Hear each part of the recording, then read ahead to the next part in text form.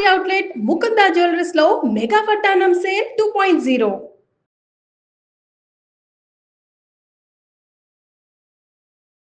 నమస్తే అమ్మగారు. నమస్తే జయ. నడక మనకి చాలా మంచిది. ఈ విషయం మనం ప్రతి చోట వింటూ ఉంటాం. మనకి తెలుసు. డాక్టర్స్ అంతా కూడా చెప్తూ ఉంటారు. అది మార్నింగ్ వాక్ అని, ఈవినింగ్ వాక్ అని, నడవటం అని, జాగింగ్ అని ఇలా రకరకాలుగా వింటాం కదా అమ్మగారు. పూర్వకాలంలో అసలు ఈ నడిచే పద్ధతే లేదేమో అనిపిస్తూ ఉంటుంది ఒక్కొక్కసారి నాకు. ఎందుకంటే అన్ని పనులు ఉండేవేమో బహుశా. ఉండేదా అమ్మగారు వాకింగ్ అనే కాన్సెప్ట్? నడకే ఉండేది. అంటే ప్రత్యేకించి వాకింగ్ అనే అవసరమే ఉంది జయ. ఇప్పుడు మనం నడవడం మానేసాం కాబట్టి నడవటం మంచిదని కాన్సెప్ట్ వచ్చింది. అవును. ఇది వరకు ప్రయాణ సాధనాలేవి, ఎక్కడికి వెళ్ళాలన్నా నడిచి వెళ్ళేవాళ్ళు. మనకులాగా ఇట్లా కిక్కిరిసి ఉండేవా ఇళ్ళు? కాదు. ఇళ్ళ మధ్య దూరాలు ఉండేవి, పొలాలు వెళ్ళేవాళ్ళు. ఏదైనా ఊరు వెళ్ళాలంటే నడిచిపోయేవాళ్ళు.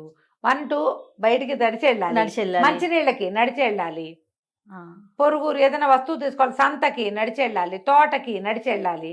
నడకే అసలు. ఇంట్లోనే బాగా నడవాలి. ఇల్లు ఇంత కుందుకుట్లాడుతూ ఇంతంత ఇళ్ళ ఆనాడు ఎంతంత ఇళ్ళు ఉండేవి. టాయిలెట్లు ఎక్కడో ఉండేవి, కొన్ని చోట్ల టాయిలెట్లే లేవు, ఎక్కడికో పోవాలి. అవునవును. పొద్దున్నే లోటా పార్టీ అనే పుచ్చుకుని వెళ్తుండి వండటం.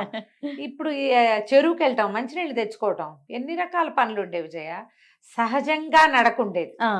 దీనికోసం ప్రత్యేక ఇది ఒక కార్యక్రమం కింద అసలు లేదేమో. లేదు. మార్నింగ్ వాక్ లేదు, ఈవినింగ్ ఎప్పుడు వాకే వాకు. దేవాలయానికి నడు, పక్క ఊర్లో చుట్టాలు ఉన్నారు నడు, పెళ్లికి నడు, పేరంటానికి నడు. నడక అది సహజమైన క్రియ. ఇప్పుడు ఆ సహజ క్రియలు లేవు కాబట్టి మనకి మోటార్ సైకిళ్ళు వచ్చాయి, బళ్ళు వచ్చాయి. బళ్ళ మీద ప్రయాణంలో కూడా నడిచేవాళ్ళు. బండి వెళ్తుంటే మగవాళ్ళు వెనకాల నడిచి వెళ్ళేవాళ్ళు. ఆడవాళ్ళని పిల్లల్ని బండెక్కిచ్చి వస్తువుల్ని మగవాళ్ళు నడిచి వెళ్ళేవాళ్ళు. సామాన్లన్నీ బండి మీద వేసి వెనకాల నడిచి వెళ్ళేవాళ్ళు. ఎప్పుడు నడిచేవాళ్ళు. అసలు నడకే కదా మనకి భగవంతుడు పెట్టింది. అవును. ఈ కాళ్ళు ఎందుకు ఇచ్చాడు? నడుమని. మనం అది మానేసి వేరే వేరే కార్యక్రమాలు వచ్చి మనకి బళ్ళు, బస్సులు, గిస్సులు చాలా ట్రాన్స్పోర్టేషన్ విపరీతంగా పెరిగి పక్కింటికి వెళ్ళాలన్నా కూడా ఒక సందు చివరికి వెళ్ళాలి, షాప్కి వెళ్ళాలంటే బైక్, 2 వీలర్ తీయటం, కార్లు తీయటం, ఎక్కడా నడవకపోవటం. అవును. ఇళ్లలోనే బాత్రూములు రావటం, ఎక్కడికి నడిచి వెళ్ళాల్సిన అవసరాలు లేవు. ఒకవేళ ఉన్నా మనం దాన్ని వేరే రకంగా చేసేస్తాము. అందుకు వాకింగ్ ఒక ప్రత్యేకమైన క్రియగా మారిపోయింది. వాక్ చేస్తాను రోజు. ఎవరు నన్ను ఉద్ధరిస్తావు వాక్ చేసి? ఎవరిని ఉద్ధరింపు కాదు, మనమే. ఎన్ని వాకులు రమ్మగారు? Morning walk, evening walk, brisk walk, నానా రకాలు. అవన్నీ ఇంట్లోనే మిషన్ల మీద వాకింగ్. అవి కొనుక్కుని ట్రెడ్మిల్ కొనుక్కుని దాని మీదైనా నడవటము. ఇళ్లలో రెగ్యులర్ గా పనులు చేస్తే కొంత మటుకు బాగుంటుంది. అసలు మనకు అంతంత ఇళ్ళు లేవు, చిన్న చిన్న ఇళ్ళు. అవును, అదే నిజం. చిన్న ఇళ్ళు కదా. 200 గజాల స్థలం ఉంటే చాలా ఎక్కువ. మా ఇల్లు ఇంచుమించుగా 30 ఎకరం పైన ఉండేది. నడిచి నడిచి నడిచి దొడ్లోకి వాకిట్లోకి 4 సార్లు నడిచామంటే కాళ్ళు పీక్కు రావాల్సిందే. 2 కిలోమీటర్ల వాక్ అయిపోయేది. 2 సార్లు వాకిట్లోకి వెళ్ళి పెరట్లోకి వస్తే చాలు, అయిపోయింది. ఎంతంత నడకలో విపరీతంగా నడిచేవాళ్ళు. కనపడుతూ ఉండేది, కనిపిస్తోందని మనం అది దూరం కాదనుకుంటాం, నడవాల్సిందే కదా. అంతేగా. ఇప్పుడు మనకి ఇన్ని రకాల వాక్స్ వచ్చాయి. గుమ్మం దిగితే vehicles, public transportation, private transportation ఎన్ని పెరిగినాయి కదా. అందుకని మనం నడకని ఒక ప్రత్యేకమైన దీని కింద చేసాం. నడక ఎక్సర్సైజ్ కాదని, ఏమంటారు దాన్ని, అది కాక సహజంగా మనం చేయవలసిన క్రియ. దానివల్ల నువ్వు వెయిట్ తగ్గుతామని, దానివల్ల నువ్వేదో కాదు, అస్సలు కాదు. శరీరానికి అవసరం అంతే. అయితే ఈ మధ్య నేను డాక్టర్ గారితో ఒకటి విన్నాను, గుండె ఆరోగ్యానికి మంచిదట రమ్మగారు. హార్ట్ హెల్త్ కి మంచిది. హార్ట్ హెల్త్ జనరల్ గా ఆరోగ్యానికి మంచిది, అది అవసరం మనకి. అంతే. ఇప్పుడు దానివల్ల మనం సన్నబడతామని కానీ వెయిట్ తగ్గుతామని అనుకోలేము. ఎందుకంటే లడ్డూలాగా ఉండేవాళ్ళు చక్కగా గుణగుణలాడుతూ నడుస్తూ అంతమంది కనపడతారు. ఏళ్ల తరబడి రోడ్లు అరగదీస్తారు కానీ వాళ్ళు అలాగే ఉంటారు. కానీ ఈ నడక వల్ల వాళ్ళకి జీవన క్రియలు బాగుపడతాయి. ఏదైనా ఊరెళ్ళారనుకో అశో ఉషో అందరూ శుభ్రంగా నడిచేస్తారు. అవును. ఎక్కడికైనా గుళ్ళు గోపురాలకి హాయిగా నడుస్తారు, హాయిగా పని చేసుకోగలుగుతారు, నిద్ర బాగా పడుతుంది, ఒక క్రియగా వెళ్తారు. కొంతమంది అంటే మనం చాలా ఎక్సర్సైజ్తో పాటు వాక్ కూడా ప్లస్ చేసుకోవాలి. అవును, చేస్తే బాగానే ఉంటుంది. ఇందులో మనం మార్నింగ్ వాక్ నిద్ర లేవగానే నడవటం ఒక విధి. ఈవినింగ్ వాక్ సాయంకాలం చల్లబాటు వేళ నడవటం. దీంతో పాటుగా తిన్నాక వెయిట్ తిరగటం, వాక్ చేయటం కూడా ఒక విధానంగా కనపడుతుంది. ఎనీ మీల్ అండి? ఎనీ మీల్, రాత్రైనా మధ్యాహ్నమైనా, హెవీ మీల్ మామూలు లంచ్ తిన్నాక కొంచెం ఒక 10 నిమిషాలు కాస్త సెటిల్ అయ్యేదాకా ఆగి ఒక మాదిరి నడక చాలా మంచిది. ఈ మాట నేను చాలా సార్లు విన్నా. కరెక్ట్. ఒక మాదిరి నడక. దీనికి మళ్ళీ వాట్లలాగా బ్రిస్క్ వాక్ కానీ స్పీడ్ వాక్ కానీ జాగు గీగు రన్ను ఏమీ లేవు. తాపీ నడక, నిదానపు నడక వల్ల ఏమవుతుంది, బ్లడ్ని పరిగెత్తించాం మనం. ఈ అన్నం జీర్ణక్రియలు మెరుగుగా అవుతాయి, మెరుగ్గా అవుతుంది. పొట్ట పనితీరు బాగుపడుతుంది. శోషణ, శరీరం తీసుకున్న ఆహారాన్ని అబ్జార్బ్ చేసుకోవటం, దాన్ని ఏమంటారు, అబ్జార్ప్షన్, శోషించటం, పీల్చుకోవటం కరెక్ట్గా చెప్పాలంటే అది బాగా జరుగుతుంది. మనం చూడు చాలా మంది శుభ్రంగా తింటారు, మనుషులు సన్నగానే ఉంటారు, హెల్దీగా కూడా అవ్వరు. పిల్లల్లో మనం ఇది బాగా కనపడుతుంది. వాడు అన్నీ తింటాడు, పిల్లాడు ఒక్కిలా ఉంటాడు, శక్తి తక్కువగా ఉంటుంది. అవును, సన్నగా ఉంటారు, తింటున్నాడు కానీ ఎందుకో వాడికి పట్టట్లేదు, ఒంటికి పట్టట్లేదు అంటాం.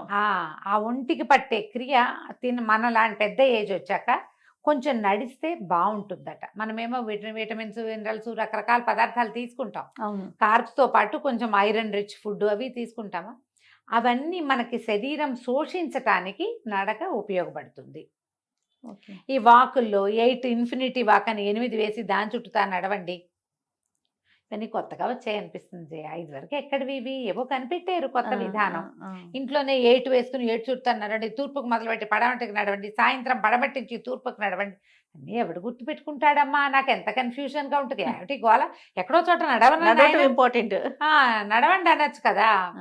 ఇన్ఫినిటీ వాక్లో కుడి నుంచి ఎడమ అవన్నీ లెక్కలున్నాయి. అవును, తూర్పును మొదలు పెట్టాలి. మార్నింగ్ అయితే తూర్పు నుంచి మొదలు పెడితే ఏదో ఆరోగ్యం. ఈ 8లో నడవటం వల్ల బ్రెయిన్లో ఏమిటో అవుతుంది అన్నారు.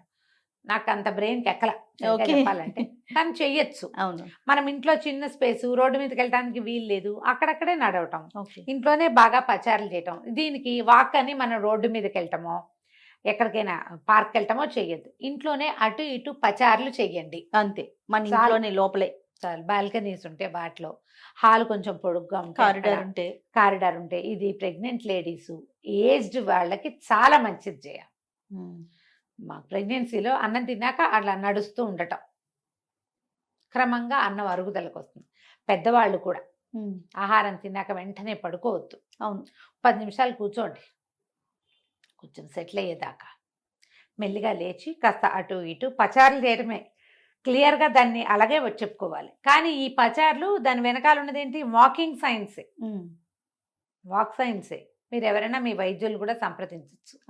సాధారణంగా అన్నం తిన్నాక ఏమవుతుంది, కొంచెం గుండెల్లో బరువు, కాస్త ఎడం చేయి లాగటం, తేన్పు రావటం, తేన్పులు రావు, ఇక్కడెక్కడో ఆగిపోతుంది, నొప్పెడుతూ ఉంటుంది, విసుగ్గా ఉంటుంది. భుక్తాయాసం అంటాం కదా. అవును, ఈ భుక్తాయాసం ఏదో హెవీ మీల్ తిన్నప్పుడే కాదు, రోజువారీ కూడా భుక్తాయాసం ఉంటుంది. మెట్లెక్కలేరు కొంతమంది, గ్యాస్ ఇక్కడెక్కడో గాలి బంధించేస్తుంది. ఈ చిన్న నడకతోటి మెల్లిగా అది వదిలిపెడుతుంది. చెప్పులు లేకుండా నడవటం కూడా మంచిదంటారు అమ్మగారు, విన్నారా మీరు? చెప్పులు లేకుండా అంటే ఇసుకలో కానీ, గడ్డిలో కానీ, రాళ్ల మీద కానీ నడవాలి, రోడ్డు మీద మాత్రం కాదు. ఓకే, రోడ్డు మీద కాదు నువ్వు గడ్డిలో నడిస్తే హెల్త్కి మంచిది.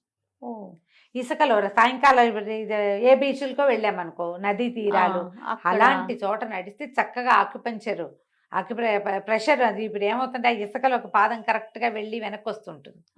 ఆ ఇసుక తగలటం వల్ల మనకి అన్ని రేణువులు కదా, ఈ పాదాల్లో ఉన్న నర్వెంట్స్ అన్నిటికీ ప్రెషర్ కరెక్ట్గా తగిలి ఇప్పుడు చెప్పు మీద ఉందనుకో మన పాదం, చెప్పు తాలూకు సర్ఫేసే దాని షేప్లో.